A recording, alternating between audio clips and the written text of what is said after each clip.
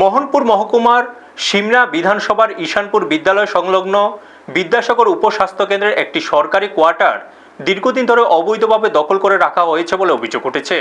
এই ঘটনাকে কেন্দ্র করে এলাকায় ব্যাপক ক্ষোভের সৃষ্টি হয়েছে। স্থানীয়দের অভিযোগ, পোস্ট অফিস বিভাগের কর্মী কেশব দাস প্রায় 10 থেকে 15 বছর ধরে ওই সরকারি কোয়ার্টারটি দখলে রেখেছেন।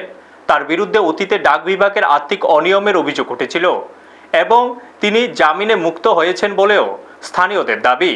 তবে বর্তমানে তিনি ওই কোয়ার্টারে নিয়মিত বসবাস করেন না, আগরতলায় থাকেন এবং মাঝে মধ্যে ঈশানপুরে এসে আবার চলে যান। স্থানীয় বাসিন্দাদের বক্তব্য, দীর্ঘদিন কোয়ার্টারটি ব্যবহার না হওয়ায় ভবনটি ভগ্ন দশায় পরিণত হয়েছে। এক প্রতিবেশী জানান, তিনি এখন এখানে থাকেন না, আগরতলায় থাকেন, মাঝে মধ্যে এসে আবার চলে যান। অথচ সরকারি কোয়ার্টারটি এখনও তার দখলেই রয়েছে। এলাকাবাসীর প্রশ্ন, যদি কেশব দাস বর্তমানে চাকরিতে বহাল না থাকেন তাহলে কিভাবে তিনি এখনও সরকারি কোয়ার্টার দখলে রেখেছেন? আর যদি চাকরিতে বহাল থেকেও থাকেন তাহলে কর্মস্থলে না থেকে দীর্ঘদিন কোয়ার্টারটি অব্যবহৃত অবস্থায় রাখার বৈধতা নিয়েও প্রশ্ন উঠেছে।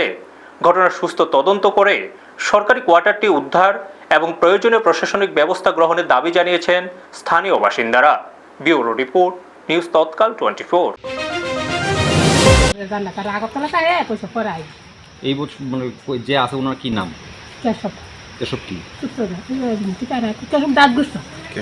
কি কোন দপ্তর আসলো? এখন তো নাই বুঝতে চাকরি। আচ্ছা, এমনি একটা আইন অক্ষরে হিনে আর কি থাকে না জায়গা থাকে না, তো মোটামুটি 8-10 বছর ধরে এটা লয়ে রাখছে কেন? এই কোয়ার্টারটা কোন দপ্তরে? হ্যাঁ, হেলথের। আপনারা দেখছেন নিউজ তৎকাল 24।